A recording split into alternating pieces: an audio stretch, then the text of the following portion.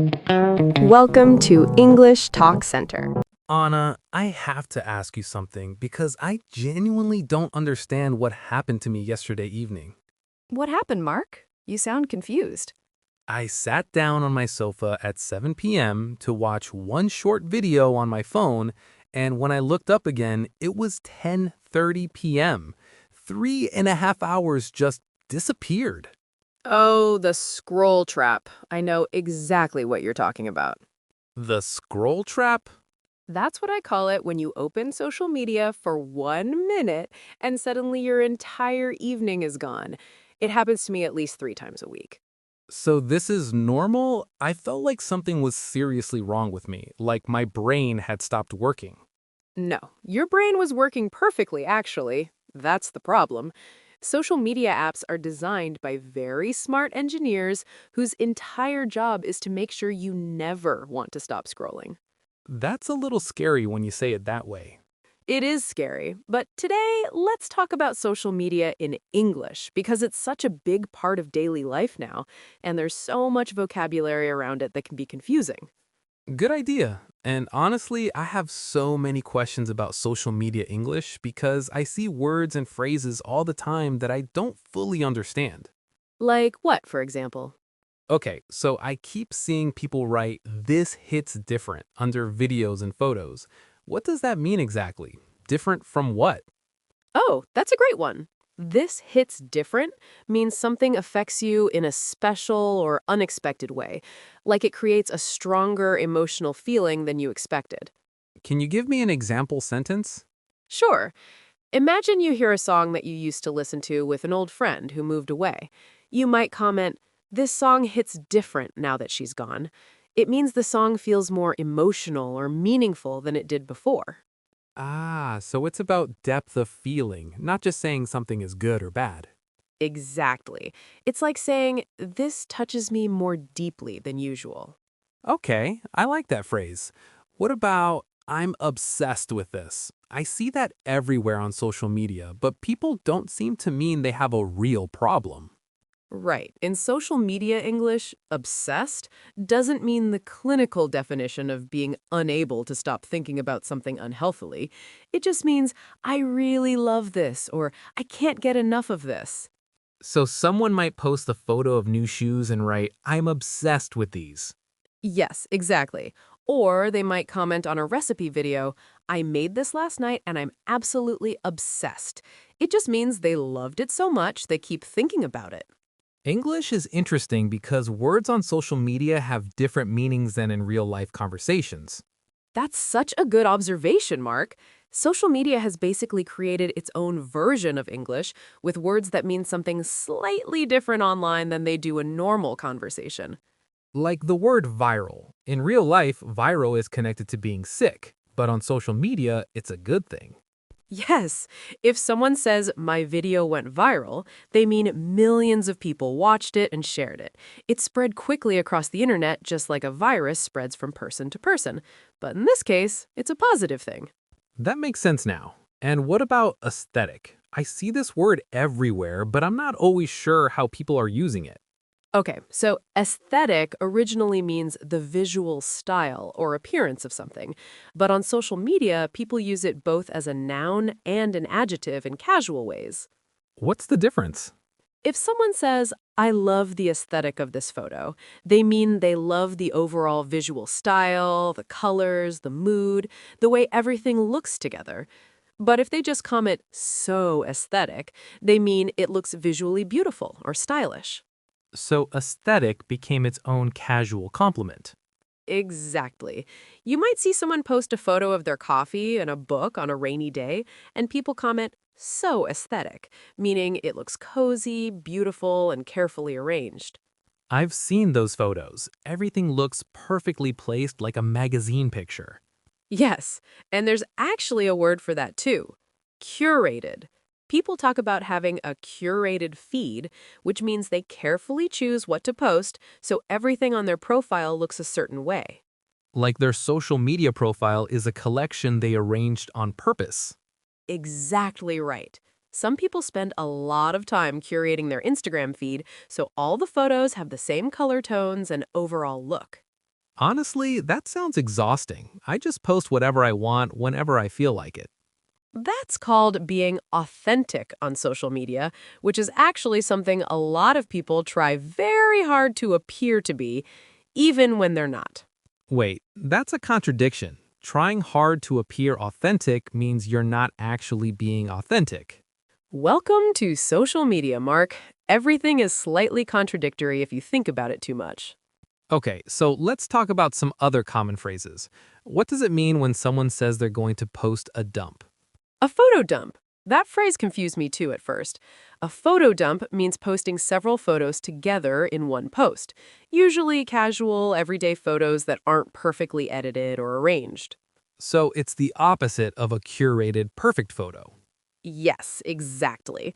A photo dump is supposed to feel random and real, like you're just sharing a collection of moments from your week without overthinking it.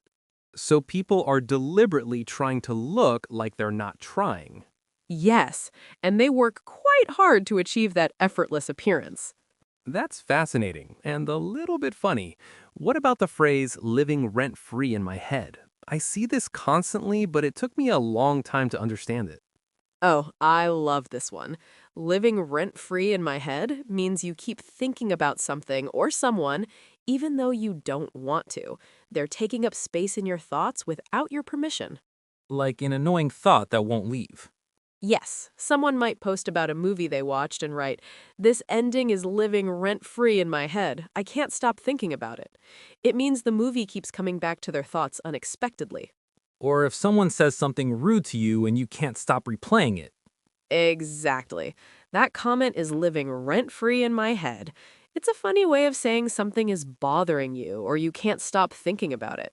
English speakers are so creative with how they describe feelings on social media. It's like a completely new language. It really is.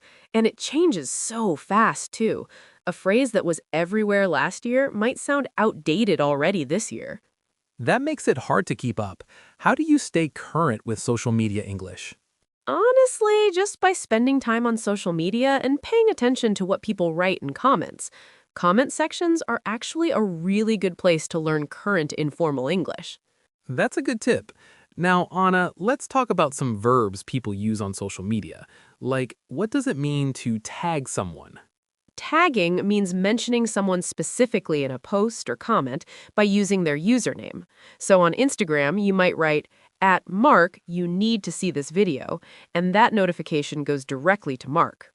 And to share versus to repost.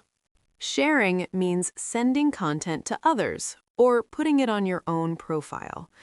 Reposting specifically means taking someone else's content and posting it on your own account, usually giving them credit. What about to slide into someone's DMs? DM stands for direct message, which is a private message you send to someone through social media. Sliding into someone's DMs means sending them a private message, usually when you're interested in them romantically or want to start a private conversation. So it has a slightly romantic or flirtatious meaning? Often, yes, but not always. Sometimes people use it more casually to mean just reaching out to someone privately, but the original meaning is definitely more about showing romantic interest. Good to know. What about to go live? I see that option on every platform now. Going live means broadcasting video in real time so people can watch you right at that moment. It's not recorded in advance. It's happening right now as people watch. Like a live television broadcast, but on your phone?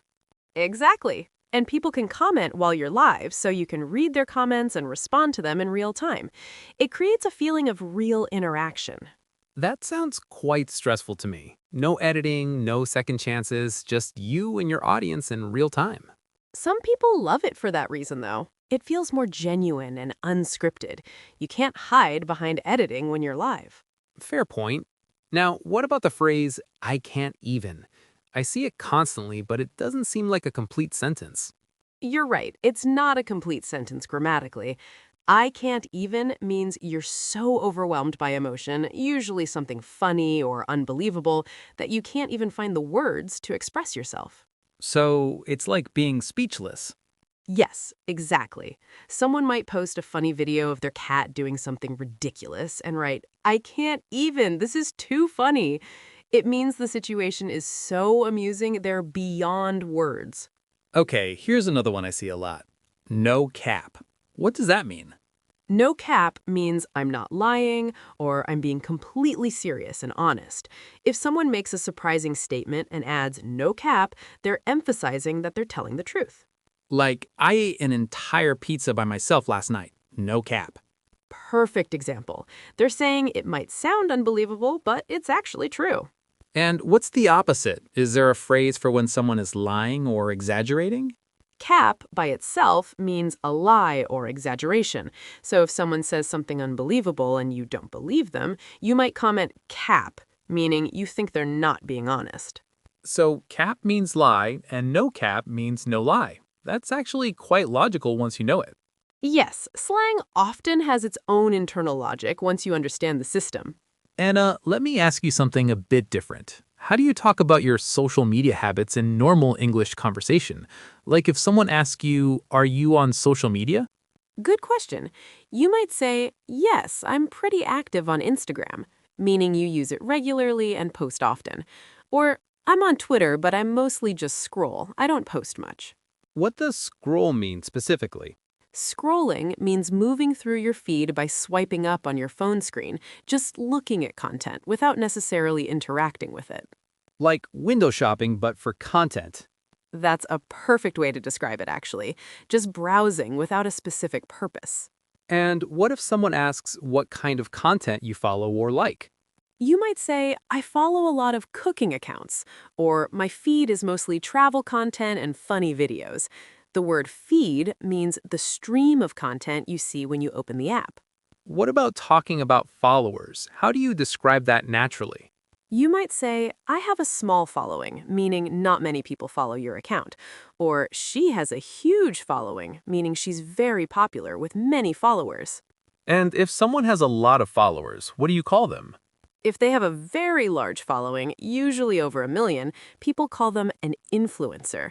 If they have a smaller but still engaged following, maybe 10 to 100,000, they might be called a micro-influencer. I find the whole influencer culture fascinating, honestly. A few years ago, that wasn't even a real job. I know. Now brands pay people just to show their products in photos and videos. It's become a whole industry. Should we tell our listeners something before we wrap up? Yes, good idea. Everyone, if you're enjoying our conversations and learning new English phrases with us, please click the like button and subscribe to our channel so you never miss a new episode. And share this with a friend who's learning English. Social media vocabulary is so useful because you encounter it every single day when you're online. Absolutely. Okay, Mark, I have one final question before we finish. What phrase do you think is the most useful one we talked about today? I think no cap because it's everywhere right now, and if you don't know it, conversations online can be very confusing. Good choice. Mine is hits different because it expresses something quite complex, that deep emotional feeling in just 2 simple words. That's true. 2 words, but so much meaning behind them. That's what makes social media English so interesting. It's very efficient with words, but carries a lot of meaning. Well, everyone, we hope today's conversation helped you understand some of the most common social media phrases in English. And next time you're scrolling through your feed at 10:30 p.m. instead of sleeping, at least now you'll understand everything people are writing in the comments. Starting with, I can't even. This content is living rent-free in my head. Exactly. Okay, everyone. See you in the next episode. Happy scrolling, but maybe set a timer this time. Bye-bye, friends, and no cap, this was one of my favorite conversations we've had. Bye, everyone.